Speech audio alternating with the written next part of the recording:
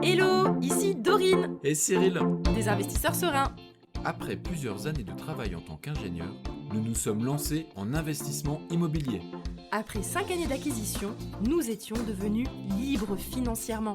Dans ce podcast, nous vous partageons les stratégies et les bonnes pratiques pour développer votre intelligence financière. Dans le but non seulement d'être plus riche sur le papier, mais avant tout pour devenir plus libre et plus heureux. Alors, ouvrez grand vos oreilles et préparez-vous à atteindre vos objectifs. Et si la bonne affaire se trouvait à côté de chez vous? Hello les investisseurs sereins, j'espère que vous allez bien. Aujourd'hui, c'est pas un épisode de Dorine l'investisseuse qui parle, mais c'est vraiment un épisode de Dorine la coach qui a vu pas mal d'investisseurs défiler à travers ses coachings, à travers le club des investisseurs sereins. Et j'avais envie de faire un épisode par rapport à la localisation de la bonne affaire. Parce que fut un temps, et c'est encore un petit peu le cas, je prônais toujours d'attaquer avec 3 villes pour pas à la fois se disperser dans la recherche de bonnes affaires, partir dans tous les sens, donc devenir entre guillemets expert de 3 secteurs. Et après, on élargit si vraiment on patauge sur ces 3 secteurs, qu'on a fait le tour, et après, pourquoi pas élargir. Les 3 secteurs, à l'époque, quand je faisais cette stratégie, c'était à la fois de chercher dans une grande ville. Alors, quand je dis grande ville, pas énorme ville, mais ville, connue du grand public, peu importe tu demandes en France, ils connaissent la ville. Metz, par exemple, pour moi, c'est une ville connue du grand public. Reims, Nantes, Rouen, Clermont-Ferrand. Bref, une ville que tout le monde connaît. Pas forcément le Paris, Bordeaux ou Lyon, mais voilà, des villes que tout le monde connaît, en tout cas, voilà. Donc ça, c'est la grande ville. Ensuite, je conseillais d'aller sur une ville que personne ne connaît. Voilà, que personne ne connaît, mais que vous connaissez, pour X raisons, ou bien pas forcément, si vous habitez dans une grande ville, mais une ville moins connue, pour qu'on attaque aussi sur une ville qui a des prix au mètre carré qui soient beaucoup plus intéressants. Et ensuite, j'appelle ça la ville intermédiaire, sur laquelle on va chercher entre les deux, ni une grosse ville, ni un petit village, entre guillemets, mais un truc entre les deux. Comme ça permet de tâter le terrain sur différents,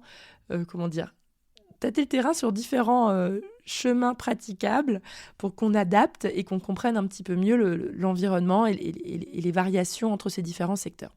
Donc ça, c'était l'approche que j'ai toujours prônée. Mais j'ai découvert, en tout cas, j'ai approfondi dans mes méthodes. Et maintenant, dans le club d'investisseurs sereins, j'encourage toujours de garder un œil sur ce qu'il y a près de chez soi. Parce que je trouve qu'il y a un petit peu ce syndrome de penser que l'herbe est plus verte ailleurs, que forcément là où on est, c'est pas bien pour X raisons. Alors c'est dingue, hein. Statistiquement, il y a plein de gens que je côtoie et qui investissent, et il y en a beaucoup qui me disent « Ah bah non, pas chez moi ». Et en fait, c'est rigolo parce qu'ils vont chercher dans les villes où d'autres habitent et qui disent « Bah non, pas chez moi ». Et du coup, il faut qu'ils aillent ailleurs. Donc en fait, il y a un petit côté, il y a un petit syndrome en se disant « Bah non, à côté de chez moi », en fait, on trouve tout de suite le défaut qui existe. Donc soit c'est un défaut de le prix au mètre carré est trop élevé, ou bien ah bah non, la demande locative ça va pas, ou bien ah bah non, chez moi c'est pas le bon secteur parce que je sais pas quoi, il y a trop de concurrence, ou il y a trop de résidentiel, ou il y a trop de je sais pas, mais souvent les gens ils aiment pas chercher près de chez eux, et donc ils se retrouvent à faire des localisations qui sont plus éloignées. Et l'expérience montre réellement que, en fait, ce qui se passe, c'est que plus vos villes sont loin de chez vous, moins vous allez faire de visites. Parce que ça va être plus pénible, plus chronophage, plus fatigant. Et donc, à la longue, on ne tient pas. Donc, par exemple, je dis n'importe quoi, vous habitez dans une ville qui s'appelle A, vous vous êtes dit, tiens, chez moi, dans la ville A, ça va pas. Donc, je vais chercher dans la ville B, C et D. Sauf que B, C et D, en fait, c'est 20 minutes, 30 minutes, 40 minutes de route. T'es motivé pendant 1 mois et demi, 2 mois. Et puis après, tu me dis, ah bah non, mais Dorine, c'est trop loin. Enfin, en fait, non, je vais pas dire c'est trop loin, mais on trouve pas, c'est trop compliqué. Et puis en fait, je me rends bien compte que derrière, ce qui se cache, c'est une fatigue, une lassitude de faire des gros trajets. Du coup, tu vas te dire, bah oui, mais bon, je vais pas me déplacer pour un bien dont je suis pas vraiment sûre que ça va être une bonne affaire. Donc en fait, tu vas limiter les déplacements. Et c'est là que le bas blesse, parce qu'au final, maintenant, je recommande quasiment systématiquement de, entre autres, à part avoir 3 villes, entre autres, de chercher près de chez soi. Parce que l'avantage de chercher près de chez soi, c'est premièrement, on connaît bien les quartiers. On connaît des personnes qui habitent dans des quartiers différents aussi. On connaît les bons plans, les environs, les zones qui craignent, les zones qui sont plus sympas. Voilà, en fait, entre guillemets, on joue à domicile quand on cherche près de chez soi. Donc ça, c'est un premier avantage. Mais en vrai, c'est pas un avantage si important. En fait, l'avantage, c'est que ça prend 10 minutes de trajet pour aller faire une visite. Et quand ça met 10 minutes, un quart d'heure, en tout cas que ça va vite de faire un aller-retour, que tu peux faire ça dans la journée ou vite fait en sortant du boulot ou entre midi et 2 pendant ta pause déj, d'aller faire une visite, en fait, ça rend les visites beaucoup plus fluides. Et il faut vraiment pas se leurrer, c'est que le nombre de visites dans le secteur augmente drastiquement vos chances de trouver la bonne affaire. Donc c'est ça que j'ai envie que vous compreniez dans cet épisode, c'est que arrêtez de chercher trop loin, de faire trop compliqué, parce que c'est décourageant. Et au final, vous pouvez très bien trouver une bonne affaire qui soit pas trop loin de chez vous, et en fait vous la trouverez pas parce que le secteur est bon, vous la trouverez parce que c'est près de chez vous, et comme c'était près de chez vous, vous avez fait beaucoup de visites, vous connaissez beaucoup d'agents, vous vous êtes fait connaître, et donc on a pensé à vous avant qu'un bien tombe sur le marché, ou peut-être que vous connaissez bien parce que vous avez tout de suite repéré un bien à vendre, et vous étiez sur le secteur, vous avez pu faire la visite dans la foulée dès que c'est tombé sur Le Bon Coin ou sur un autre site d'annonce, et c'est comme ça en fait que vous avez réussi à déceler la bonne affaire.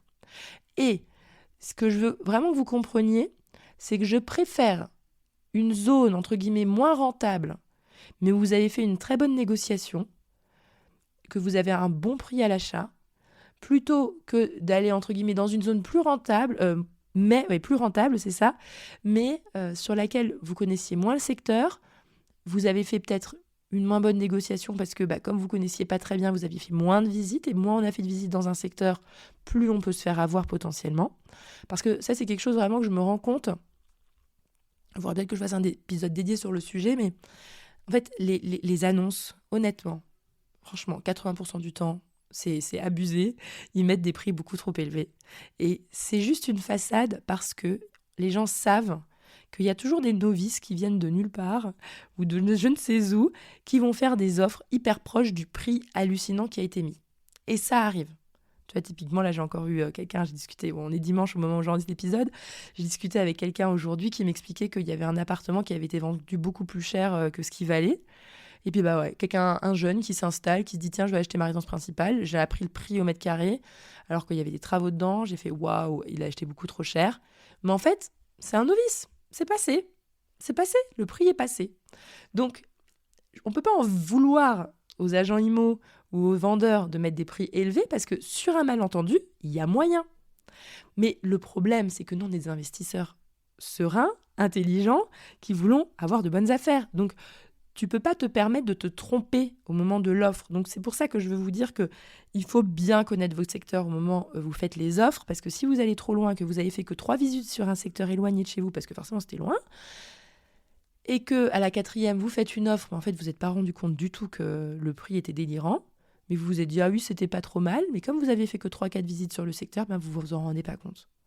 Donc, vraiment, la morale de l'histoire de cet épisode, c'est n'excluez jamais proche de chez vous, sauf peut-être exception, mais même si vous êtes genre dans les villes les plus chères de France, regardez quand même.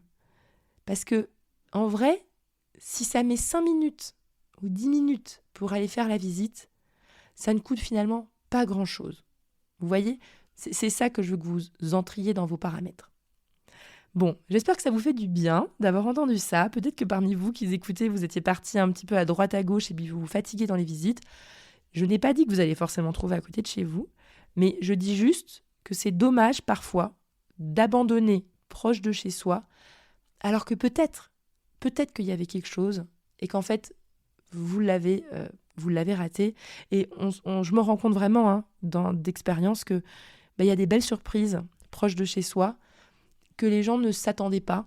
Et juste parce qu'en fait, ils se disaient non, qu'en fait, ils cherchaient même pas. Sur ce, je vous souhaite à tous une excellente journée et à bientôt.